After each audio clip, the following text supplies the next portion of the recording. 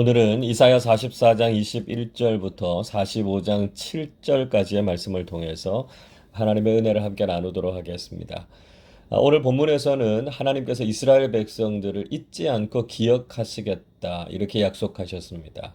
21절을 보십시오. 야곱아 이스라엘아 이 일을 기억하라. 너는 내 종이니라. 내가 너를 지었으니 너는 내 종이니라. 이스라엘아 너는 나에게 잊혀지지 아니하리라. 하나님께서는 야곱, 즉 이스라엘 백성을 향해서 기억할 것이 있다고 말씀하셨습니다. 그것은 이스라엘이 하나님의 종이라는 사실과 하나님께서 이스라엘 백성들을 지으셨다는 것입니다.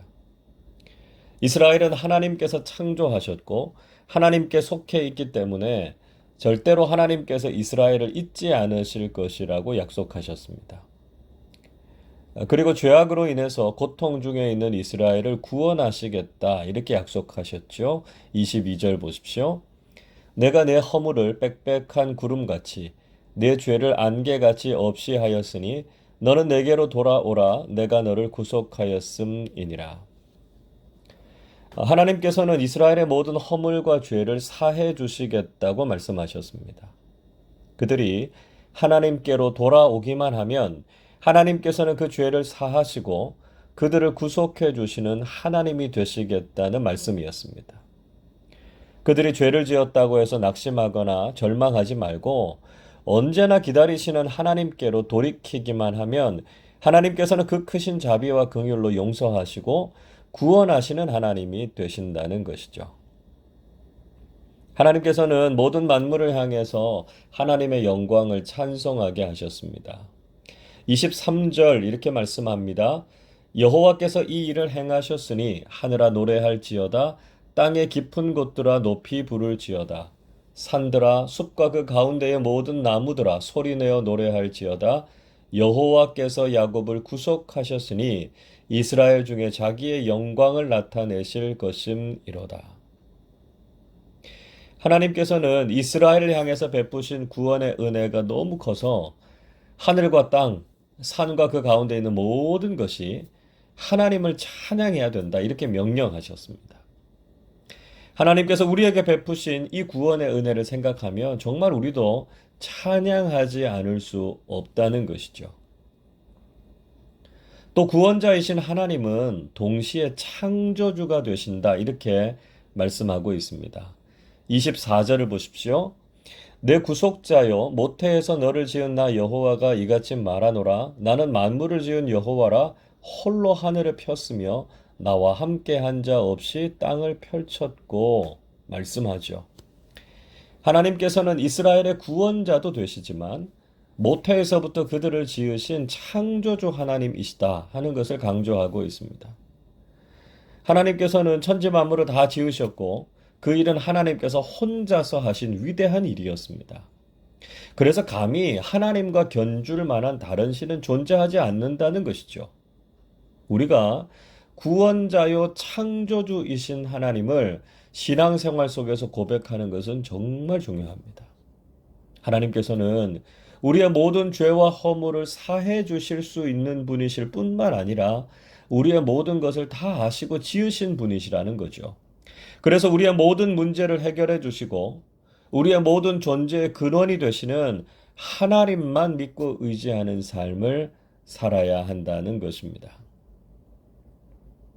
창조주 하나님 앞에서는 모든 이방의 신들과 세상의 지혜가 아무런 쓸데 없습니다. 25절 말씀 보시면 헛된 말을 하는 자들의 징표를 패하시고 점치는 자들을 미치게 하신다 이렇게 말씀하죠. 지혜로운 자들의 지식을 어리석게 하신다고 말씀합니다. 세상의 헛된 신을 섬기고 점을 치고요. 세상의 지식을 자랑한다고 하더라도 하나님께서는 그 모든 것을 다 무용지물로 만드시는 분이십니다.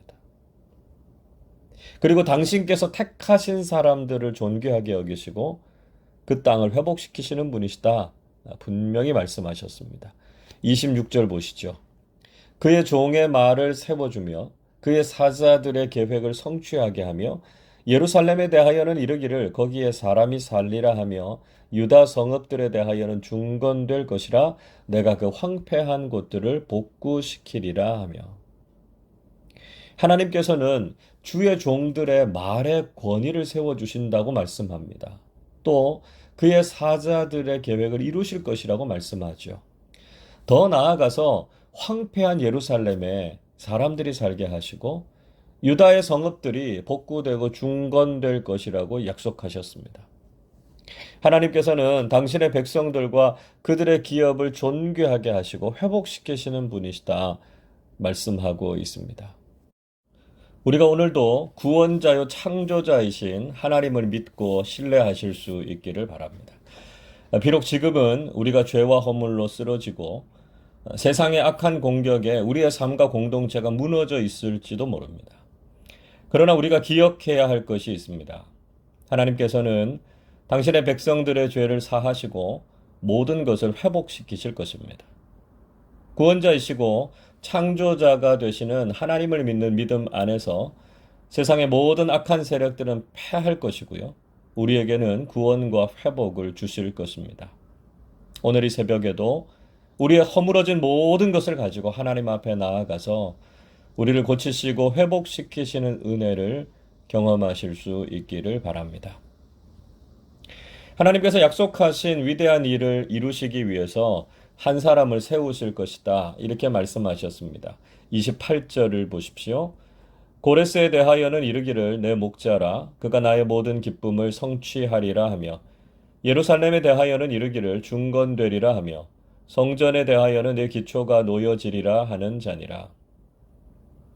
앞에서도 이미 살펴본 것처럼 하나님께서는 페르시아의 왕 고레스를 사용하셔서 이스라엘의 구원과 회복의 일을 이루고자 하셨습니다. 하나님께서 고레스를 향해서 내 목자라고 부르셨습니다. 하나님께서는 고레스를 통해서 하나님의 기쁨을 성취하실 것이고 예루살렘을 중건하시며 성전의 기초를 놓게 하실 것이다. 이렇게 말씀하셨습니다.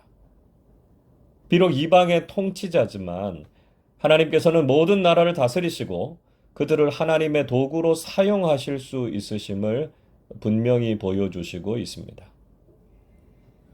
45장에서도 고레스에 대해서 다시 한번 언급하고 있죠. 45장 1절을 보십시오. 여호와께서 그의 기름 부음을 받은 고레스에게 이같이 말씀하시되 내가 그의 오른손을 붙들고 그 앞에 열국을 항복하게 하며 내가 왕들의 허리를 풀어 그 앞에 문을 열고 성문들이 닫히지 못하게 하리라. 하나님께서 고레스를 기름 부으셔서 페르시아의 왕으로 세우시고 하나님의 일을 하게 하셨다라고 분명히 말씀하셨습니다. 고레스의 권력과 힘이 얼마나 크고 대단할 것인지에 대해서 말씀하셨죠. 모든 나라를 항복하게 하시고 모든 왕들을 굴복하게 하시며 모든 성들을 정복하게 하시겠다 말씀하셨습니다. 그러나 이 모든 것은 고레스가 하는 것이 아니고요. 하나님께서 친히 먼저 그 일을 이루실 것이다. 이렇게 약속하셨습니다. 2절 보시면 하나님께서 고레스보다 먼저 가셔서 험한 곳을 평탄하게 하시고 논문과 쇠빗장을 부수고 꺾으실 것이라고 말씀하셨습니다. 3절에서는 하나님께서 고레스에게 각종 보화와 재물을 주셔서 고레스를 통해서 하나님이 어떤 분이신지를 고백하게 하시겠다 말씀하셨습니다. 4절에서도 이렇게 말씀합니다. 내가 나의 종 야곱, 내가 택한 자 이스라엘, 곧 너를 위하여 내 이름을 불러 너는 나를 알지 못하였을지라도 내게 칭호를 주어노라. 하나님께서는 당신의 종인 이스라엘 백성들을 구원하시기 위해서 고레스 왕을 택하셨습니다. 그런데 이방의 왕이었던 고레스는 아마도 그 사실을 몰랐을 것입니다. 그가 하나님을 믿지 않았고 당시에 페르시아가 조로아스터교를 믿고 있었기 때문에 하나님을 알 리가 없었을 것입니다. 고레스가 미처 다 알지 못한다고 하더라도 하나님께서 그에게 거룩한 임무를 주셨고 그에게 칭호를 주셨다 말씀하고 있습니다. 즉 그가 알든지 모르든지 그를 세우시고 모든 것을 허락하신 분이 하나님이심을 알아야 한다는 것이었습니다. 하나님께서는 이 모든 일들을 통해서 오직 여호와 하나님만이 유일한 신이심을 다시 한번 강조하셨습니다. 5절 말씀 보시면 나는 여호와라 나 외에 다른 이가 없나니 나밖에 신이 없느니라 말씀하죠. 6절에서도 해 뜨는 곳에서든지 지는 곳에서든지 나밖에 다른 이가 없는 줄을 알게 하리라 나는 여호와라 다른 이가 없느니라 말씀하십니다. 해 뜨는 곳에서부터 해 지는 곳까지 즉 온 세상에 하나님은 한 분밖에 없으신 유일하신 하나님이시다 말씀하셨습니다. 7절에서는 이렇게 말씀하죠. 나는 빛도 짓고 어둠도 창조하며 나는 평안도 짓고 환난도 창조하나니 나는 여호와라 이 모든 일들을 행하는 자니라 하였노라. 하나님께서는 모든 것의 창조주이시고 모든 것을 주관하시는 분이심을 다시 한번 강조하셨습니다. 빛도 어둠도 평안도 환난도 모든 것이 다 하나님의 주권 아래 있고 이 모든 일을 행하시는 분도 하나님이시라고 말씀하시고 있습니다. 우리는 오늘도 하나님을 향한 바른 믿음의 고백과 삶의 실천을 가지고 나아가야 됩니다. 우리를 구원하신 분도 하나님 한 분밖에 없으시고 모든 것을 만드시고 다스리시는 분도 하나님 한 분밖에 없으십니다.